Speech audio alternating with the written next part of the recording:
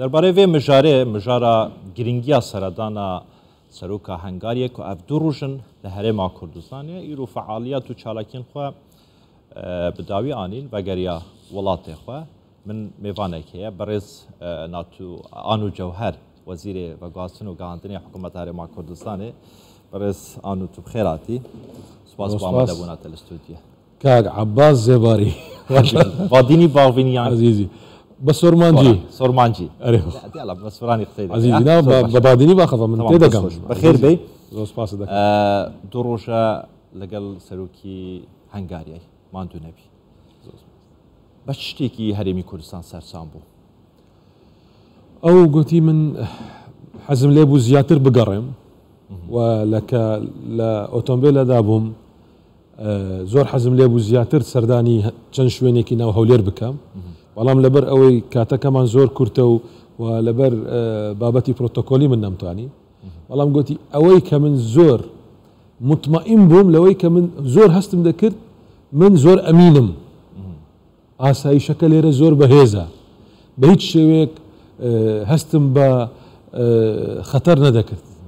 يعني پێشبینیەکانی وا دەرچوون کە بەم شێوەیە هەرێمی کوردستان لە پێشکەوتندایە لە ڕۆی ئەمنیەوە بەو شێوەیە پێشکەوتووە لە ڕۆی میوان دۆستیەوە لە ڕۆی ئەو پێکهاتەیە کە لێرە هەیە ئەو پێکەوە ژیانی کە لێرە هەیە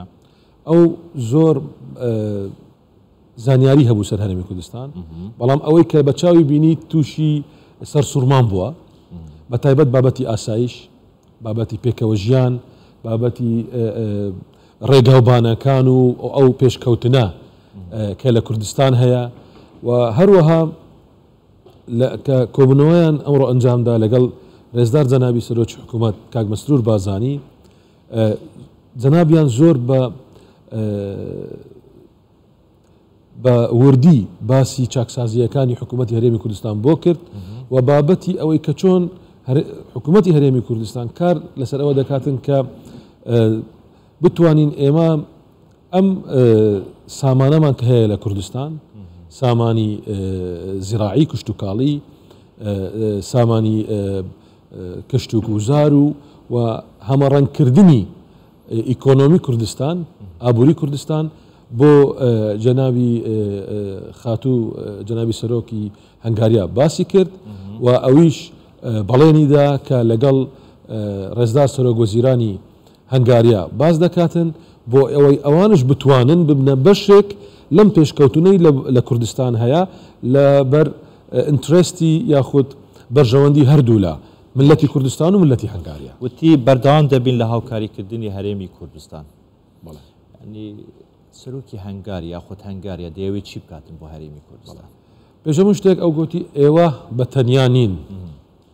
ئەمە ئەمڕۆ لە قوتابخانەی ملثۆ کە باسی کرد ئەمە قسەیەکە لە سەرۆکی وڵاتێک یەکەمین شت ئافرەتێک و یەکەمین جار ئافرەتێک بتە سەرۆکی هەنگاریا و گەنجترین ئافرەتە وەکو سەرۆک لە ئەوڕۆپا کە تەمەنی 44-45 ساڵە و هەنگاریا وڵاتێکی مێژوویە ئەمە 1020 ساڵە 23 ساڵە ئەم وڵاتە دامەزرایە لەسەر ستیفانی یەکەم لە 1000 تا 1938 ئەم وڵاتەی دامەزراند وڵاتێک کە ئەندامە لە یەکێتی ئەوڕۆپا و ئەو گوتی ئێمە مشینە دەوڵەمەندترین وڵات نەبین نەگەورەترین وڵات بین بەڵام ئێمە دۆستی ئێوەین و پشتگیریتان لێ دەکەین چەندمان پێ بکرێش ئێمە هەوڵ دەدەین کە بتوانین نەتەوەکان و هەروەها ئاینەکانی جیاواز لە کوردستان و لە عێراقدا پشتگیریان لێ بە کورتی هیچ بەڵێنێکی بە سەرۆکی حکوومەت هەرێمی کوردستاندا بە هەرێمی کوردستاندا کە لە ماوەی داهاتوو ئەم کارە بۆ هەرێمی کوردستان دەکاتن ئەوان پێویست ناکە بەڵێن لە برەوە ئەوان کردویانە ئێستا ئەم قوتابخانەی کە کراوە لە عنکاوە بە 4 ملیۆن و نیو دۆلار ئەوان پشتگیریان لێ کردیە بە دڵنیایەوە کوتا کارەکانیان نابیتن بە زەویەکە لەلایەن حکوومەتی هەرێمی کوردستان و داعمی لۆجیستیک لەلایەن حکوومەتی هەرێمی کوردستان دابین کراوە بەڵام بە هاوکاری هەنگاریا دروست کرایە باخچەی ساوایان لە تلسقۆف پرۆژەیەکی کشتتوکاڵی لە ئەلقۆش قوتابخانەیەکی دیکە لە ئەلقۆش تێڕوانینی سیاسەتی دەرەوەی هەنگاریا ئەوەیە کە پشگیری بکرێ لە پێکهاتەکانی ئاینی هەت نەک تاکو ئەوەی بیان هینە هەنگاریە بیان هینە ئەوڕۆپا وەکو ڕفیوجی نەخێر زۆر باش بەڵکو پشگیری بکرێ لە کریسیانەکان لە ئەیزیدیەکان لە پێکهاتەکانی ئاینی نەتەوەی تاخو بتوانن لە وڵاتی خۆیان بمینێن نەک تەنها بمینێن بەڵکو بە پێش بشکەون. زۆر باشە دوێنێ هاوسەفەری بووی لە تلسقۆف و ئەڵقۆش لەوێ لە ماوەی ڕابردوو پێشمەرگە قوربانێکی زۆری داوە شەهیدی پێشمەرگە بووە شەهیدی ئاسایشە بۆ لەوێ بۆ ڕاودونان و شکاندن و تێکبردننی چەکدارانی داعش چۆن ئەو چیرۆکانت بۆ باسکردن کە پێشمەرگە لێرە چ داستانێکی تۆمار کردووە. پێش هەموو شتێکەمە سوپاسی جەنابی سەرۆکی هەنگاریەمان کرد کە ئەوان بەشێکن لەم هاوپەیمانیە دژی بە داعش و بە درێژایی ئەم شەڕا دژی تۆرۆریستان توانیان پشگیری بکەن لە پێشمەرگەی کوردستان کە پێشمەرگە توانی ئەفسانەی داعش تێک بشکێنی لە جیاتی هەموو دنیای ئازاد کە چوینە تلسقۆف من لە تلسقۆف پێشترش هەروەک باسم کردیە ئێمە لە خزمەتی پێشمەرگە قارەمانەکان بووین لە کاتی شەڕی داعش و چەندین شاندی یەکێتی ئۆڕۆپی و شاندی دیمدوڵەتیمان بردیە خزمەت پێشمەرگە قارەمانەکان و هەر بەخۆشمان ئەو کاتە کە خزمەتمان دەکرد لە لقی دوی بەڕێز جەنابی بەرپرسی لق ئەو کاتە کاک عەلی حوسێن ئەمە بە ئەو شەرەفەمان پێ بەخشرا کە بەشداری بکەین وەکو پێشمەرگە لە مەخمور و لە بازارگا و بتوانین بەرگری لە خاچی پیرۆزی کوردستان بکەین. لەو کاتە چەندین جار ئێمە چوینە تلسقۆف و لە تلسقۆف لە دەشتی نەینەوە لە باشیک و لەو شوێنانە بە بەیان شەهیدی پێشمەرگەماندا. ئەم کاتە بە سەرکرداتی ڕێزدار جەنابی سەرۆک کاک مەسعود بارزانی هێزەکانی پێشمەرگە چەندین ئەفسانەیان دروست کرد لەوێ خینی کوردوی موسڵمان و کوردی ئەیزیدی و کریسیانەکان بە کلدان و ئاشووری و سریان و ئەرمەن پێکەوە تێکەڵ بوو لە بەرگری کردی لە کوردستان. ئەمانە ئەم ئەلبۆمە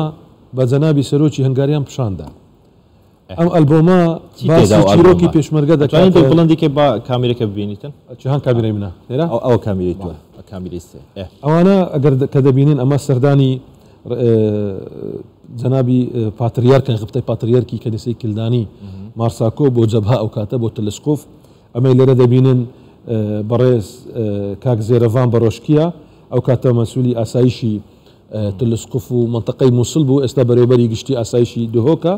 لەگەڵ مووسڵ ئەوەی دەبینن سەردانەکانە لەگەڵ پێشمەرگە قارەمانەکان جارێک من سەردانی ئەم جەبهەم کرد لەوێ کاک زێرەڤان ئەو کاتە بریندار بوو ئەمانە ڕسمەکانن کە پێشمەرگە قارەمانەکان دوای ئازادکردنی کەنیسەکان کرد باست کرد کە هەموو بۆمان شەرح کرد کە چۆن ئاڵایاندانا ئاڵای کوردستان و سەلیبیاندانا پێش ئاڵادانان سەلیبیاندانا کە گەڕاندیانەوە لەسەر کەنیسەکان ئەمانە شەهیدەکانی پێشمەرگەن کە شەهید مقدم ئەکرەم لە کن کەنیسەی تلسقۆف شەهید بووە و ئەمەی دوای ئازادیکردنی باشیکە بە سەرکرداتی ڕێزدار جەنابی سەرۆک کاک مەسعود بارزانی لەگەڵ پیاوانی ئاینی مەسیحی و موسڵمان و ئەیزیدی و کاکەیی و ئەوەی لێرەش کە ئەوە لێرە دانانی سەلیبە لەلایەن هێزەکانی پێشمەرگە و ئەوەی گرنگیشە طبعا باز بکرێ ئەو کاتەی کە داعش ماڵ و مولکی مەسیحیەکانی دەبرد و زێڕیان و پارەیانی هەمویان ئەمە هێزەکانی ئاساییشە ئەوە کاک زێرەڤانە ئەوانەی کە زێڕیان دەگەڕێنن زێری مەسیحیەکان و مولکەکانیان و ئەو کاتە من بە چاوی خۆم دیت کە چۆن هێزی پشتیوانی یەک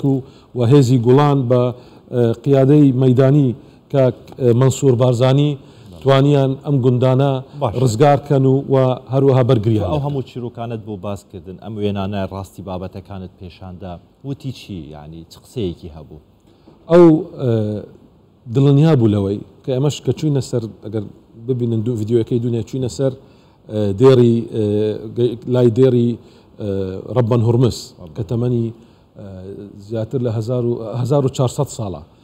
لەوێ دەشتی نینەوە هەموو لێ دیارە و بۆمان شەرح کرد کە هەتا ئەم گوندا پێشمەرگەیە و دوای ئەو گوندا هەندێک میلیشیای دیکە دەست پێ دەکا و چۆن لەو شوێنانەی کە پێشمەرگا بەرگری لە خەڵکی کوردستان دەکەن کریستیانەکان ئەیزیدیەکان دەتوانن بە شێوەیەکی باشتر ژیانی خۆیان ڕێک بخەن و بژین و چۆن لەو شوێنەکانی دیکە خەڵک یەک ناگەڕێتەوە زۆر دوو ئەوانەی دەگەڕێنەوەش ئێستا لە خلالی هەر مانگێک 20 تا 30 بەداخەوە عائیلە بەرەو هەندەران دەچن ئەو زۆر بەڕێزەوە بۆ قوربانیان و بۆ ئەم خەباتەی پێشمەرگەی کوردستان دەڕوانیتن و جارێکی دیکە جەختی لەسەر ئەوەی کردەوە کە قسەی کرد لەگەڵ کریستیانەکان لە تلسقف گوتی ئێمە وەک هەنگاریە بە هیچ شێوەیەک پێتان ناڵێن چ بکەن و نایەن کەلتوری خۆمان لەسەر ئەنگۆ بسەپێنین بەڵکو ئێمە جێتان لێ ڕادەگرین چتان پێ باش بی تاکو ئێمە پشگیریتان لێ بکەین لەسەر زیدی ماڵ و باپیرانتان بمینێن ئێمە پشگیریتان لێ زۆر باشە ئەم ڕۆژ بە هەمان شێوە لە مەراسیمەکە وتی ئێمە زۆرینەی کریسیانین وڵاتی هەنگاریە وڵاتێکی زۆرینەی کریسیانە وەکو کریسیانەکانی هەرێمی کوردستان چ داوایەکتان لێ هەبوو کە لە داهاتووتە بۆ کریسیانەکان بیکەن بۆ ئەوەی ئەو کریسیانانەی کە بەتەمان کوش بکەن یان ئەوانەی کۆچیان کرد یە بگەڕێنەوە هەرێمی کوردستان ئێمە پێش هەموو شتێک لە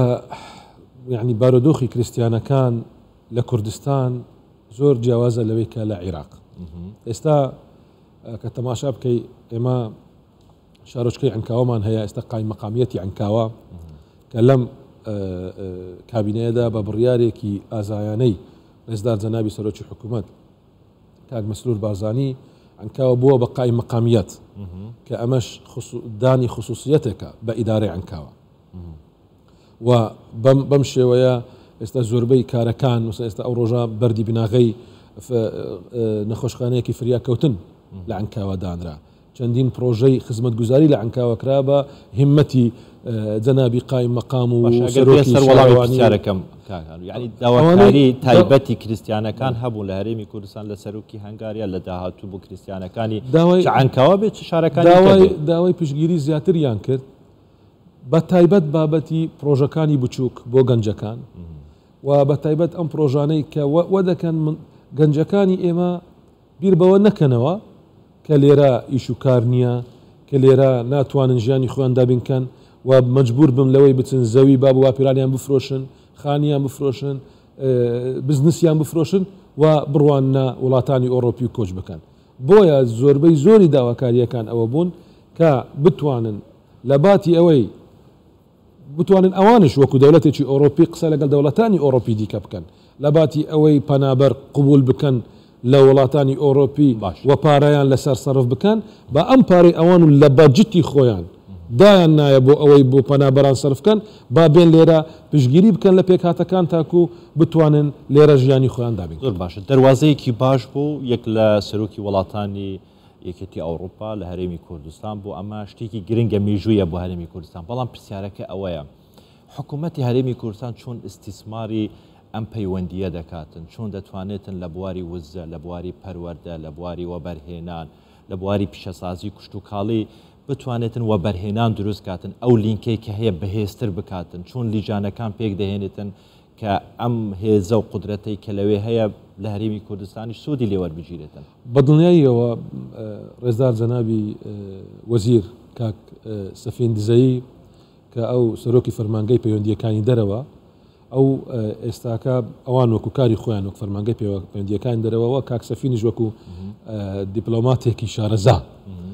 کاری خۆیان دەکەن لەوەی کە چەند بتوانن ئەم پەیوەندیە دوولایەنە بەهێزتریکەن و لە ڕێی فەرمانگەی پەیوەندیەکانی دەرەوە ئەم لینکانە دروست دەکەن مەسەڵەن لە بۆ وەزارەتەکان هەر وەزارەتێک بە پێکاری خۆی تاکو بتوانن ئێمە سوود لەم پەیوەندیە و لەم سەردانە مێژوویە بکەین زۆر باشە کاکان و ئەگەر تەماشای وێنەکەی بکە سەرۆکی هەنگاریە بە بەرداوامی پێ دەکەنیتن دڵی خۆشە باسەوە دەکەن دەنێ هەر میێوانێک کە بێت هەرێمی کوردستان هەرێمی کوردستان میێوان دۆستە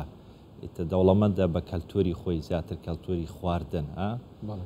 بە خۆشت یەکێکی لە عاشقانی خواردن ئەرێ بەخوای چ خواردنێکتان پێشکەش کرد وەڵڵا من لەبەر مەسائلی ئەمنی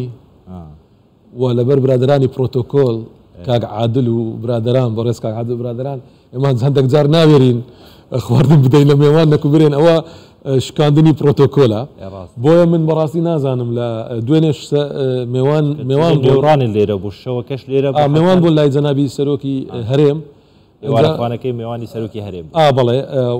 بەدڵنیام دەبی خواردنێکی باشیان پێدابی باسی نەکرد باسی خواردنەکانی کوردستانت نەکرد لە بۆی دوێنێت تو هەر لەگەڵی بووی